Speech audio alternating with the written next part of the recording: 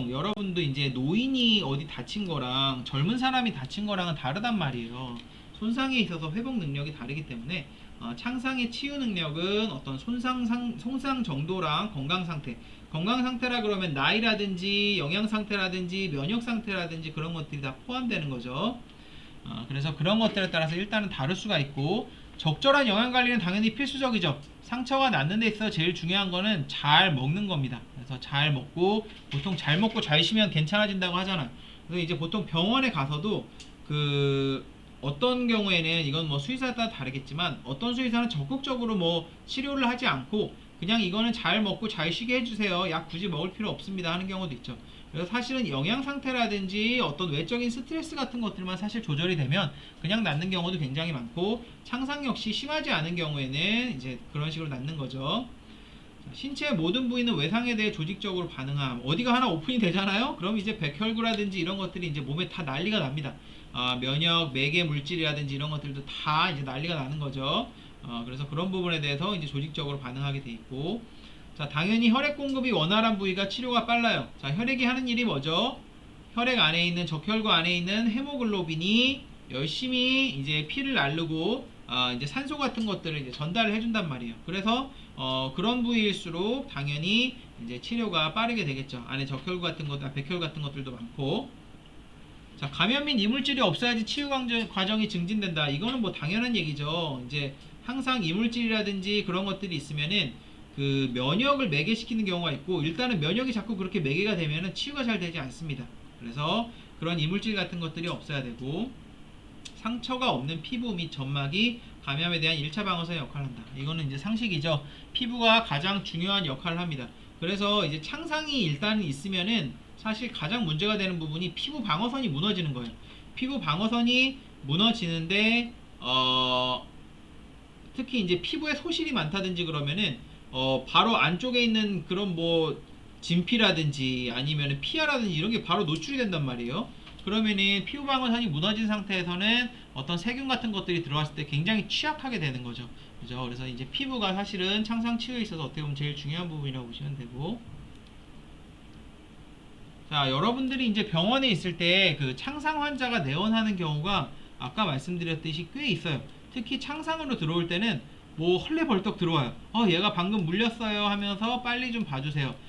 그래서 일반적으로 이제 창상 환자를 이제 보게 되면, 창상이라든지 외상이라든지 뭐 어쨌든 그런 식으로 외부에 상처가 난 환자를 보게 되면은 보통은 이제 어떤 뭐 바이탈을 먼저 보겠죠. 바이탈 보고 뇌나 폐나 심장 같은데 어떤 뭐 동공도 한번 보고, 어떤 물이라든지 그런 것들이 이제 없는지를 우리가 이제 확인을 뭐 해보고, 숨은 잘 쉬는지 호흡곤란 같은 거 있지 않은지 뭐 이제 그런 것들도 이제 보고, 그다음 골절 같은 거 있지 않은지 보고, 이런 식으로 이제 보게 되는데, 그래서 이제 어떤 상처에 대한 부분들은 사실 그 바이탈 같은 것들이 일단은 확인이 되고 나서 좀 이제 보게 됩니다. 근데 이제 보통 보호자들이 데리고 올 때 심각하게 막 목이 물려가지고 막 죽기 직전인 경우도 있지만, 사실은 그냥 물려가지고 강아지가 엄청 흥분하고 이제 스트레스 받아 있는 상태고, 그 다음에 사실 이제 강아지 어떤 뭐 목숨 자체가 위험한 상황이 아닌 경우는 그런 경우가 사실 제일 많아요.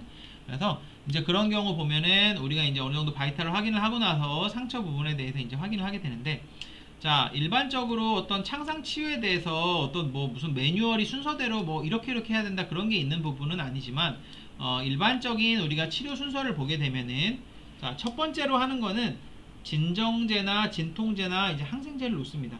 자, 일반적으로 창상이 생겨서 오는 강아지는 사실은 되게 조심해서 다뤄야 돼요.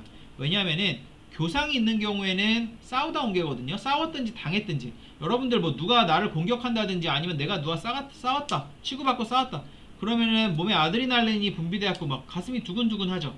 강아지도 굉장히 스트레스를 받고 굉장히 두근두근한 상태인데, 수의사라든지 테크니션이 함부로 자기 상처나 이런 데를 만지려고 한다든지 굉장히 낯선 환경에 오게 되면, 강아지가 동물이죠. 그죠? 어떻게 보면 야생동물 습성이 있기 때문에 본능적으로 공격할 수도 있습니다. 그리고 어떤 우리가 치료를 하는 데 있어서 협조가 전혀 되지 않아요. 그래서 첫 번째로 이제 해야 되는 부분은 진정제라든지 진통제 같은 거를 주는 거예요. 그래서 강아지가 흥분해서 그런 경우도 있지만 아파서 그런 경우도 있죠. 그죠? 그래서 첫 번째로는 어떤 마취제는 아닙니다. 마취제는 아니고 이제 되게 약한 수준의 이제 진정제라든지 어떤 이제 진통제를 이제 주는 거죠. 물론 이제 뭐 확 갈 정도로 그런 용량으로 준다기보다는 그냥 살짝 안정을 취하는 이제 그런 어떤 그 수준으로 준다고 보시면 돼요. 그 다음으로 주는 게 뭘까요? 항생제를 줘야 됩니다. 왜냐하면은 우리 눈에 보이진 않지만 일단 오픈이 됐기 때문에 얘는 세균 같은 거에 감염될 확률이 굉장히 높거든요. 그래서 보통 먹이지 않고 주사 같은 걸로 그냥 항생제를 한 방 쏴줘요. 항생제는 뭐 어떤 우리가 무슨 세균이 있는지는 잘 모르니까 그냥 좀 범위가 넓은 일반적인 항생제를 한 방 쏘죠. 그래서 일단은 보통 이제 주사부터 쏘고 그 다음에 조금 강아지가 이제 진정이 됐다. 그러면은 이제 뭐 경우에 따라서 근데 입마개를 해야 돼요. 아까 말씀드렸듯이 강아지가 흥분한 상태에서는 이걸 다루는 사람이 다칠 수 있고 이제부터는 상처를 만져야 된단 말이에요. 그죠? 뭐 심하면은 그러니까 뭐 좀 너무 흥분했다 이러면은 아예 좀 많이 완전히 마취처럼 재우지는 않더라도 상당히 진정을 시키는 게 좀 좋죠. 자, 그 다음에 이제 털을 깎습니다. 자, 털은 우리가 그때 수술 준비할 때도 상모를 한다 그랬죠. 마취시키고 바로 상모를 한다 그랬죠. 그 다음에 수술 준비를 막 하는데 상모는 되게 중요해요. 왜냐하면은 털 자체가 세균에 항상 온상이 됩니다. 그래서 그리고 막 싸운 게 그 다음에 길바닥에서 뭐 교통사고 나서 구른 애들은 털에 세균 같은 게 묻어 있을 확률이 굉장히 높죠. 그래서 털을 깎는데 이거는 감염에 대한 우려가 있지만 감염에 대한 우려 때문에 하는 부분이 있지만 사실은 더 중요한 부분은 상처를 확인하려고 하는 거예요. 그래서 털이 있으면 상처 확인이 잘 되지가 않죠. 그래서 상모를 다 하고 나서 그 다음에 이제 본격적으로 상처를 보게 되는데 자, 일반적으로 물린 상처는 물론 이제 차에 치이거나 이런 상처는 굉장히 불규칙적이지만 물린 상처는 좀 규칙적이에요. 어떻게 돼 있냐면은 송곳니에 물리죠. 강아지 이빨이 어떻게 돼 있죠? 강아지 치식을 혹시 배웠을까요? 해부생리 시간에? 뭐 3143 뭐 이런 거. 예, 그래서 앞니가 있고 송곳니가 있고 작은 어금니, 큰 어금니 이렇게 돼 있습니다. 자, 그렇게 되면은 이게 물리는 부위가 어딜까요? 앞니나 송곳니는 판판해요. 물리는 부위는 보통 송곳니가 물려요. 송곳니. 강아지도 결국은 야생에서 싸우는 개의 습성인데 가장 강력한 송곳니를 쓰겠죠. 그래서 자, 송곳니가 어떻게 돼 있죠? 위 두 개, 아래 두 개 이렇게 돼 있습니다. 이런 식으로 돼 있어요. 송곳니가. 자, 그럼 물리면 어떻게 돼요? 구멍이 하나, 둘, 셋, 네 개가 보통 나요. 그래서 상처를 확인을 합니다. 구멍이 네 개가 났는지, 또 다른 부위에 어떤 부위에 생겼는지, 아니면 긁혀서 생기거나 이런 다른 상처 같은 것들이 있는지. 자, 구멍이 두 개밖에 없다.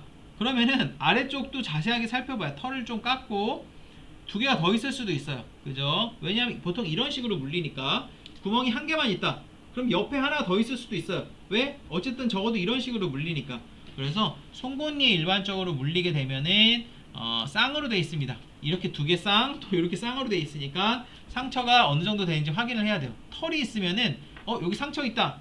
잘 보이는 것만 치료를 하고 주위에 상처가 있는지 그냥 넘어가는 경우가 있어요. 그러면은 걔가 나중에 염증이 생겨가지고 문제가 될 수도 있는 거죠. 그래서 상처 있는 거는 다 확인을 해야 되고 보통 한 군데만 물리는 경우가 있지만 걔들 싸우는 거 보면 어떻게 싸워요? 막 엉켜서 막 싸운단 말이에요.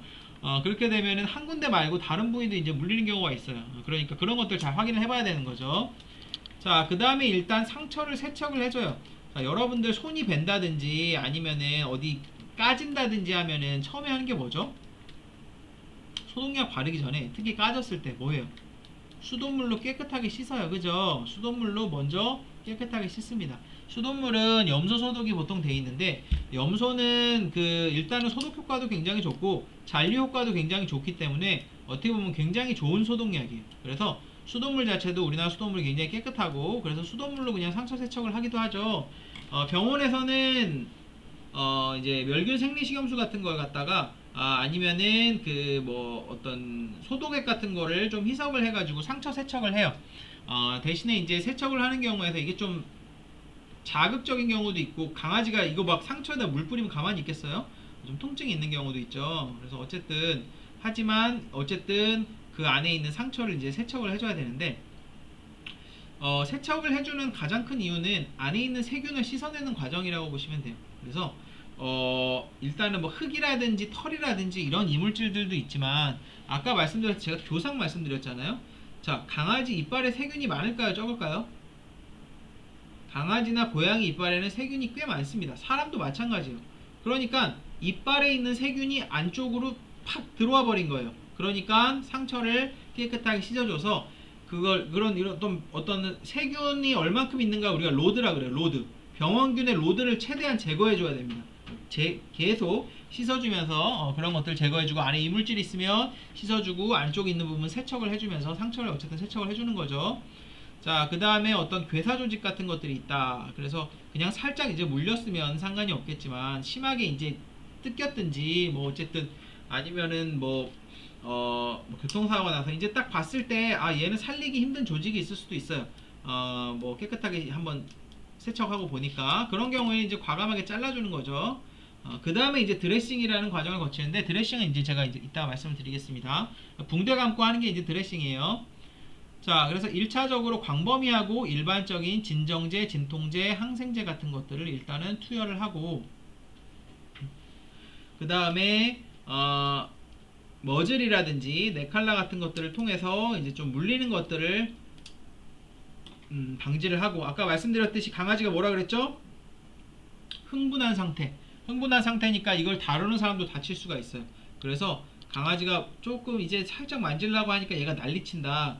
그러면은 그 네칼라를 하고 필요에 따라서는 좀 주인한테 도움을 좀 받아야 되는 경우도 있죠.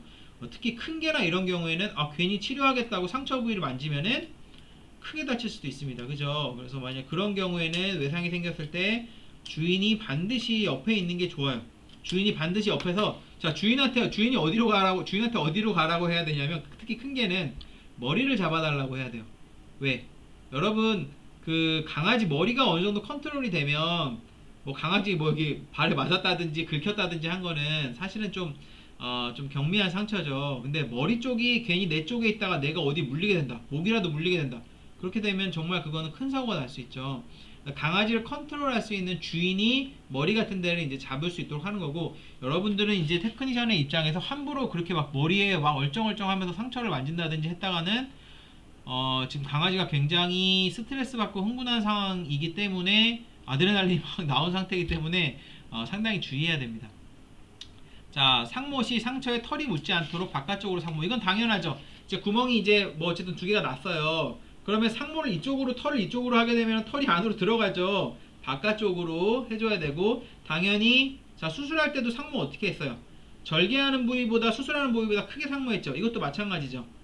깎는 부위보다 더 크게 하고 그 다음에 상모를 하면서 다른 부위가 혹시 상처가 있는지 작은 구멍이라도 있는지 관찰을 해야 되고 그런 게 있으면 털을 깎으면서 좀 봐야 됩니다. 자, 말씀드렸듯이 상처의 개수나 깊이를 확인해야 된다 그랬어요. 자, 아까 상처가 표피에만 한정되는 상처가 있지만 깊게 들어가는 상처도 있다 그랬죠. 그리고 어떤 상처 같은 경우는 딱 동물이 왔는데 딱 보니까 막 피가 묻어있고 막 이래.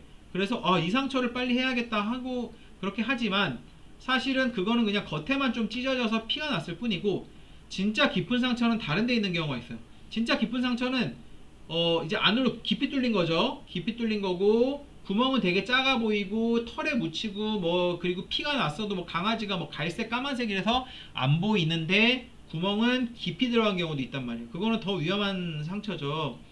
특히 이제 뭐 고양이 같은 경우에는 제가 한두 번 말씀드렸을 거예요. 저도 고양이한테 물려서 병원 갔다 온 적 있다 그랬죠. 그죠? 고양이한테 물렸으면은 그 강아지의 이빨은 크지만 좀 넓고 뭉툭한 편이에요. 그래서 물려도 그렇게 깊이 들어가지는 않고 조금 넓은 영역에서 다치는 편인데 고양이는 얇고 깊게 들어갑니다. 그러니까 뭐 강아지가 가령 표피까지 들어갈 거면 고양이 진피까지 들어가고 진피까지 들어갈 거면 피하까지 들어가고 이런 식으로 물리는 거예요. 물리게 되고 고양이 이빨에는 또 혐기성 세균이 많아요. 자, 제가 아까 클로스트리디움 이런 얘기하면서 혐기성 세균 말씀드렸죠. 그것 때문에 배액한다고. 그래서 그 얘네들이 혐기성 세균이 근육 안으로 들어가서 혐기적으로 증식을 하게 되면은 그때는 괴사 같은 걸 일으킬 정도로 상처가 심각한 경우가 많습니다. 그럼 막 잘라내거나 이런 경우도 생길 수가 있는 거죠. 그렇다 보니까 고양이 상처가 겉에서 보기에는 구멍도 되게 작고 잘 안 보이는데 실제로는 상처가 굉장히 깊은 경우가 많아요. 그래서 고양이끼리 싸웠을 때도 마찬가지죠. 고양이끼리 싸워서 보통 이제 뭐 핥히지만 만약에 이제 심하게 물리거나 했을 때는 작은 상처 같은 것들을 잘 봐야 되는 거죠. 특히나 고양이는 털이 길거나 해갖고 또 안 보이는 경우도 있다 보니까 특히 뭐 까만 고양이 같은 애들 그 잘 보이겠어요? 피가 묻어 있으면. 그래서 이제 털을 깎아가면서 작지만 깊은 상처가 있을 수 있기 때문에 그런 것들을 확인하고 있다면은 상처의 깊이를 확인해야 되는 거죠. 아까 말씀드렸듯이 표피부터 근육층까지 있는데 만약에 근육이라든지 피하 정도까지 깊게 들어갔으면 이거는 어떤 회복하는 데 있어서 약 쓰는 데 있어서 조금 쉽지 않은 경우도 있어요. 그렇다 보니까 그런 것들이 있는지 이제 어느 정도 좀 확인을 해야 되죠. 자, 상처를 세척하는 과정은 조직의 박테리아 부화가 아까 이 로드예요. 로드를 줄여서 상처의 합병증을 줄인다. 자, 일단은 물렸으면은 그리고 외부에서 어떤 뭐 흙 같은 게 묻었으면 안에 세균은 이미 들어와 있는 상태입니다. 그러면은 세균이 들어와서 하는 일이 뭐죠? 증식하죠. 증식. 이분법에 의해서 세균을 계속 증식한단 말이에요. 처음 세균을 최대한 줄여줘야 돼요. 그래서 우리도 어떤 거에 감염됐을 때 감염량이라는 게 있잖아요. 감염량이라는 게 뭐냐면은 가령 어떤 뭐 식중독을 일으키는데 감염량이 1000개다.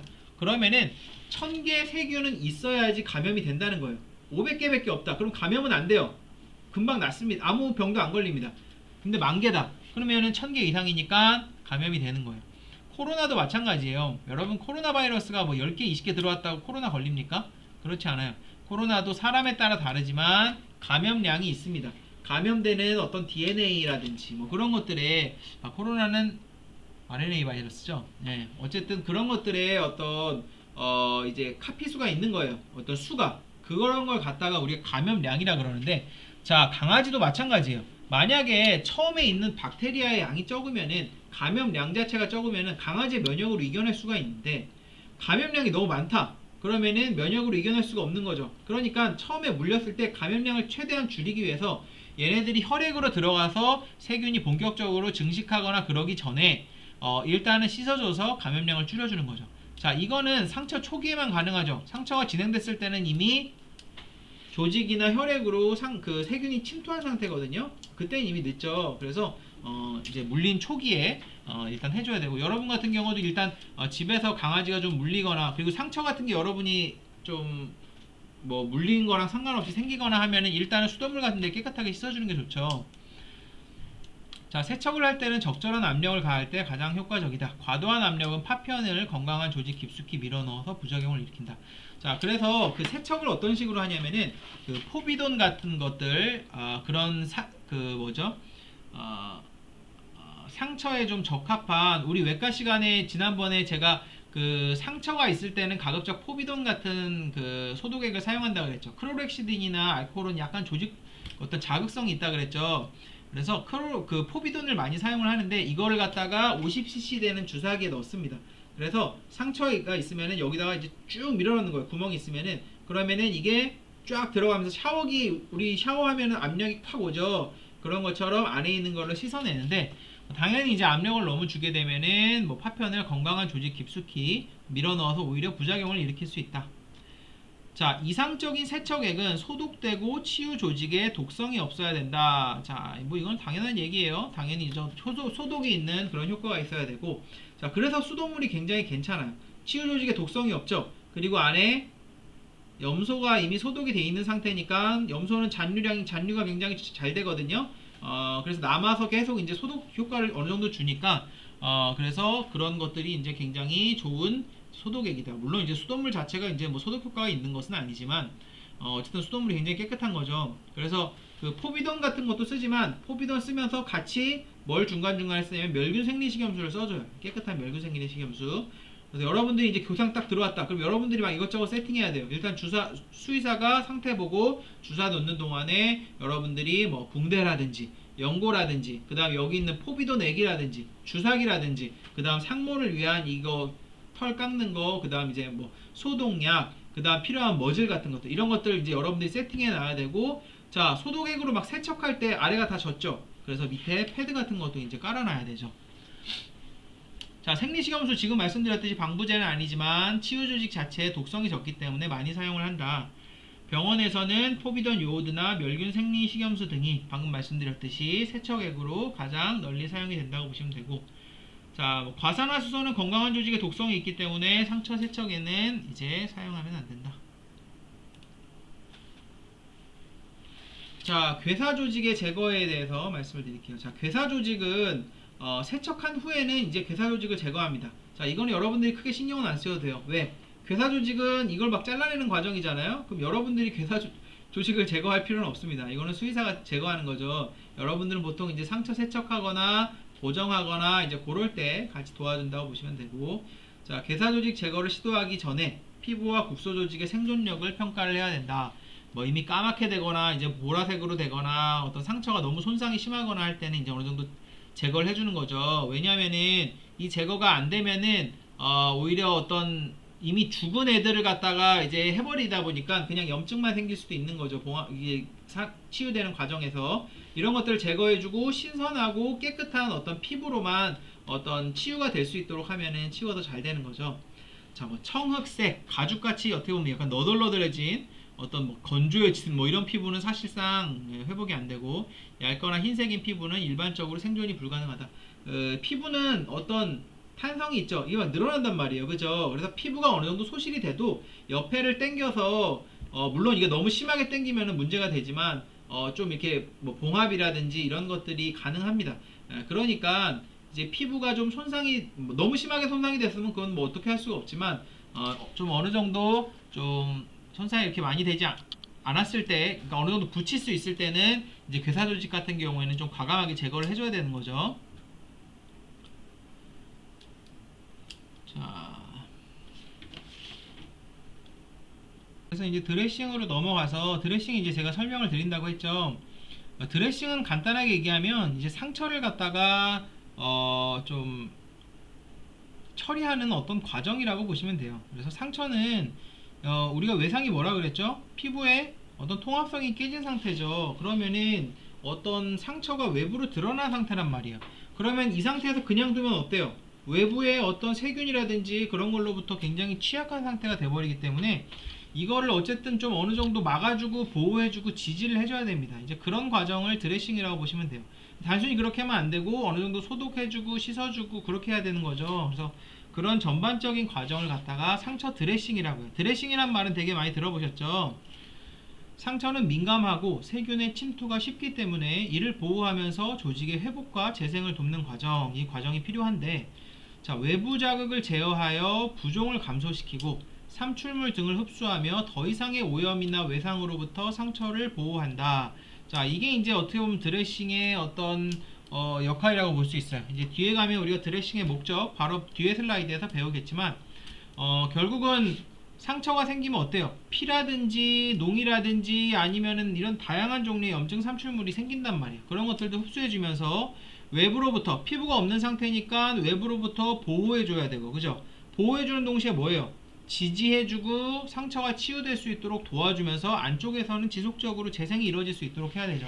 그게 이제 드레싱이라고 보시면 되고, 자, 간단하게 얘기하면 드레싱은 여러분들 무릎이 까졌을 때 뭐예요? 빨간 약 바르고 거즈 같은 거 바르고 아니면 데일밴드 같은 거 바르는 거 부르죠. 그런 것들이 이제 드레싱이라고 보시면 돼요. 소독하고 외부에서 어떤 세균 들어오는 거를 막아주면서 상처가 치유되는 걸 돕는 과정이 이제 드레싱이 되는 거죠. 그래서 저는 거즈 안 붙였는데요, 데일밴드만 붙였는데요 해도 데일밴드 안에 뭐가 있어요? 이렇게 네모난 거즈가 있죠. 그래서 그런 과정이 일종의 이제 드레싱이라고 보시면 되고, 자, 그래서 드레싱의 목적은 일단은 첫 번째가 상처 보호예요. 왜? 피부라는 거대한 장벽이 사라졌기 때문에 외부에 노출되면 세균이라든지 다른 것들에 굉장히 약하거든요. 그래서 첫 번째 목적은 이제 어떤 상처를 보호해주는 그런 역할을 한다고 보시면 되고, 자, 두 번째는 이제 그 습한 환경의 유지인데, 자, 여기서 이제 조금 여러분들이 헷갈리시는 게 있을 수 있는데, 일반적으로 세균 감염 같은 게 있으면은 건조하게 유지해야 된다고 하지 않았나요? 했는데, 이게 경우에 따라서 건조하게 유지해야 되는 경우가 있고 습하게 유지해야 되는 경우도 있습니다. 그래서 어떤 감염의 우려가 많지 않으면은 드레싱 같은 경우는 좀 습한 환경을 유지해서, 그 뒤에 가면 무슨 웨투 드라이니 뭐 드라이 투 뭐 이런 거 뭐 좀 배우게 되는데, 그래서 오히려 이제 습한 환경을 유지해줘서 어떤 그런 이제 치유인자 같은 게 좀 활성화되고 내부에 이제 안 좋은 것들은 밖으로 나가고 이제 그런 것들이 이제 좀 컨트롤 해주는 거죠. 그래서 삼출액에 포함되어 있는 창상 치유인자를 이제 활성화를 시키고, 자, 그 다음에 배액을 활성화시키고 염증 삼출물 흡수시키고. 자, 염증 삼출물은 배액을 통해서 나오지만 배액관을 우리가 설치하지 않으면 어떻게 되죠? 그러면은 그냥 붕대 같은데 슬슬 젖어가는 거죠. 여러분들도 데일밴드 바르면 어떻게 돼요? 발랐다가 떼면은 그 조그만 거즈에 뭐 노랗고 퍼렇고 허옇고 뭐 갈색이고 이런 것들이 묻어 있잖아요. 그런 삼출물들이. 그다음에 이제 괴사 조직을 제거하고, 자, 그 다음에 이제 상처를 지지하고, 그 다음에 출혈 방지를 위한 압력을 가해서 지혈을 촉진한다. 자, 그 다음에 이제 거즈 드레싱의 종류에 대해서 보시면은 이제 드레싱의 종류에 대해서 볼게요. 자, 드레싱은 그 사실 일반적으로 동물병원에서 교상 같은 게 있을 때 하는 드레싱은 뭐 그냥 보통 거즈하고 그 다음에 솜하고 코반하고 한 요 정도라고 보시면 돼요. 그리고 이제 어떤 상처에 따라서 하는 드레싱도 이제 조금씩 다르고, 여기 나와 있는 우리가 이제 몇 개의 드레싱을 배울 텐데, 이거는 사실 수의에서도 하지만 어떻게 보면 사람 외과에서 좀 하는 거를 제가 이제 좀 이제 가져온 부분들이 있어요. 그래서 그냥 한번 제 생각에는 뭐 여러분들이 이렇게 뭐 흔하게 이런 것들을 다 볼 수 있을 거라고 생각하지는 않고 그냥 한번 참조적으로 그냥 보셔도 될 것 같아요. 자, 첫 번째로 이제 거즈 드레싱, 가장 흔한 침투성 드레싱으로 상처에 자극이 적고 식염수 등에 적셔서 사용해도 안전하게 드레싱의 보존이 가능하다.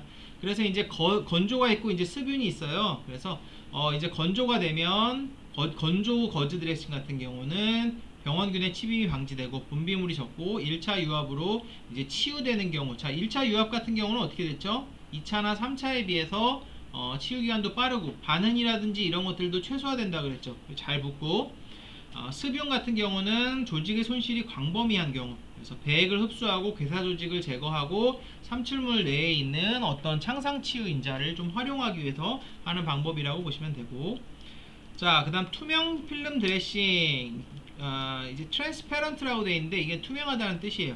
그래서 얇고 반투과적인 필름 접착제를 사용하는 방법. 드레싱 제거 시 들러붙지 않으며 상처를 사정하는데, 상처를 관리하는데 용이하다는 거예요. 자, 드레싱을 제거할 때 들러붙으면 어때요? 여러분 뭐 이렇게 막 떼다가 확 들러붙으면 엄청 아프죠, 그죠? 그래서 그리고 세균과 수분의 침입 자체를 방지할 수 있지만 이거는 필름이기 때문에 애초에 안쪽으로 들어오지 못하게 하겠죠. 다만 흡수력이 없어서 이거 자체 흡수가 안 되기 때문에 삼출물이 있으면은 부적합하다. 자, 그 다음에 하이드로콜로이드. 하이드로콜로이드라는 건 뭐냐면은 이제 친수성, 물이랑 결합하면서 약간 말랑말랑한 상태가 되는 이제 어떤 드레싱이라고 보시면 돼요. 그래서 이거는 그 불투명하고 이제 뭐 요런 식이에요. 접착성이 있고 공기와 물을 통과, 이런 거 약국에도 팔아요. 그래서 이제 그 상처 이제 삼출물이랑 결합이 되면은 말랑말랑해지면서 딱 붙거든요. 공기와 물을 통과시키지 않는다. 얇고 납작한 드레싱으로 상처의 삼출물을 흡수해서 부종을 감소시킨다. 방수가 되고 부착 후 3일에서 7일 정도 유지가 가능하고, 오히려 감염 상처이거나 삼출물이 너무 많으면 오히려 사용하지 않는다. 우리 애기도 이거를 했어요. 막 이렇게 막 긁다가 막 상처가 나가지고. 그래서 요게 이제 교질 성분이라 그래서 물이랑 이제 하면은 이게 멀렁멀렁하고 약간 좀 부드러운 상태가 돼요. 그런 거. 그리고 하이드로젤 드레싱, 수분에 기초한 비접착식이며 뭐 이런 거예요. 삼출물을 흡수하고 괴사 조직을 수화한다는 건 이제 물처럼 만든다는 거죠.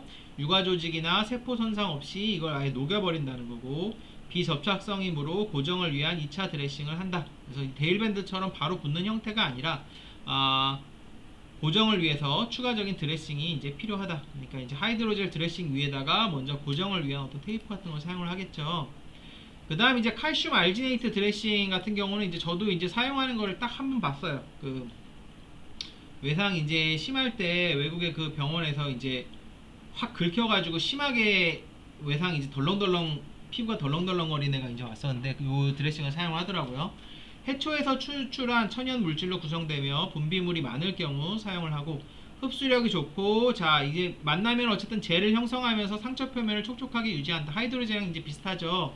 2차적인 드레싱이 필요하고, 건조한 상처, 이거는 어느 정도 삼출물이 있을 때 적절하게 사용을 할 수가 있고, 그래서 분비물이 많을 경우 이제 사용한다 그랬죠. 건조한 상처나 괴사 조직으로 덮인 상처 등에는 부적합하다.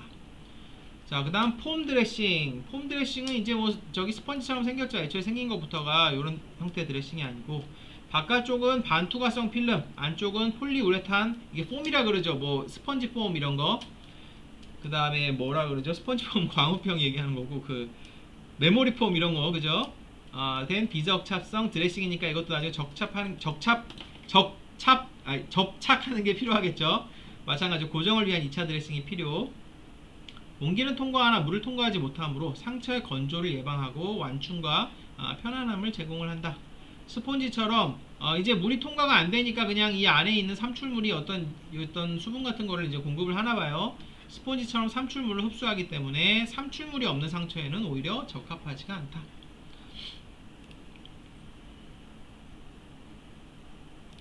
자, 드레싱의 형태 보시면은 아까 말씀드렸죠. 드라이 투 드라이, 웨트 투 드라이, 뭐 웨트 투 웨트. 그래서 이제 습유냐 건조냐, 이제 내외부가 어떻게 되냐, 이제 그런 것들을 구분한 거라고 보시면 되고, 그냥 참조적으로 한번 보세요. 드라이 투 드라이는 1차 유압의 상처를 덮는데 사용한다. 아까 말씀드렸죠. 1차 유압 같은 경우에는 굳이 습윤하게 유지할 필요가 없고, 조직의 손실이 더 많을 때 1차 습윤하게 유지한다 그랬죠. 상처 보호, 배액 흡수, 지혈을 위한 어느 정도의 압박을 제공하고 건조하게 유지한다고 보시면 되고, 다만 배액이 건조하면 드레싱이 달라붙어서 제거 시에 통증이 있고 유가 조직이 파열되는 것도 생길 수가 있다. 웨투 웨, 청결한 개방성 상처 혹은 유가 표면 같은 데에 사용이 된다. 그 상처가 여러분들 생각하기에 다 꼬맨다고 생각하지만 개방으로 두는 경우가 굉장히 많습니다. 자, 드레싱을 적시기 위한 멸균 식염수 또는 항균제 같은 것들을 사용을 하게 되고, 그래서 드레싱, 거즈 드레싱 같은 것들을 식염수라든지 아니면 어떤 항생제 물 같은데 아예 적셔가지고 이제 넣는 거죠. 따뜻하고 생리적인 환경을 제공한다. 일반적으로 어떤 습윤하게 하면은 세균의 감염이 있으니까 항균제를 사용하면서 이렇게 따뜻하고 생리적인 환경을 제공해서 어떤 상처 치유에 대한 촉진인자들이 이제 활동할 수 있도록 하는 거죠. 자, 다만 오히려 주위 조직을 쇠약하게 만들면서 감염의 위험을 증가시킨다. 자, 웨투 드라이. 지저분한 조직의 제거가 필요하거나 2차 유압이 필요한 경우 청결하지 않은 상처에 사용을 한다. 거즈는 멸균 식염수 및 향균 용액을 적신 후 사강이 없도록 상처 안에 이제 채워넣고, 젖은 드레싱이 건조되면서 상처의 파편과 괴사 조직이 거즈 내로 흡수가 된다. 습기 있는 드레싱을 갖다가 건조 드레싱, 그래서 웨투 드라이가 되는 거죠. 그죠? 그래서 안쪽은 웨트하게, 겉에는 드라이하게 이렇게 유지한다고 보시면 돼요. 그래서 습기 있는 드레싱을 건조 드레싱으로 덮고, 건조되기 시작하면은 이제 드레싱을 이제 교환을 한다. 그래서 안쪽으로는 그 어떤 괴사 조직이나 파편 같은 것들이 제거될 수 있도록 사강 없이 이제 거즈를 채워 넣어서 웻 형태를 만들고, 겉에는 이제 드라이하게 유지시킨다고 보시면 됩니다.